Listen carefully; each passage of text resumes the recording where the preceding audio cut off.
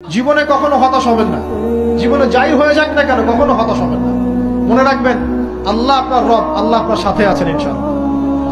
এই সমাজ আপনাকে যেভাবে শেখায়, কিভাবে শেখায়, এই যে স্কুল, কলেজ, ইউনিভার্সিটি, চাকরি, বিয়ে, সন্তান প্রতিপালন, আর তারপর ইন্না লিল্লাহি ওয়া ইন্না ইলাইহি রাজিউন, এই তো শেখায় নাকি?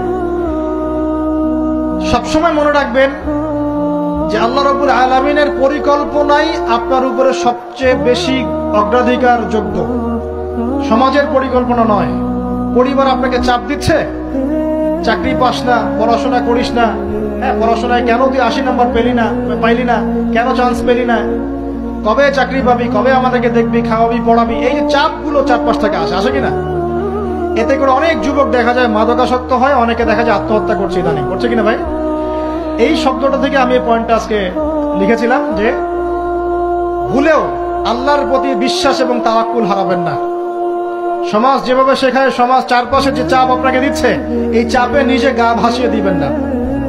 আপনি আল্লাহর কাছে দোয়া করবেন, আল্লাহর কাছে পথ চেয়ে নিবেন এবং আল্লাহর প্রতি তাওয়াক্কুল, ভরসা করবেন। কখনো আত্মহত্যার পথ বেছে নিবেন।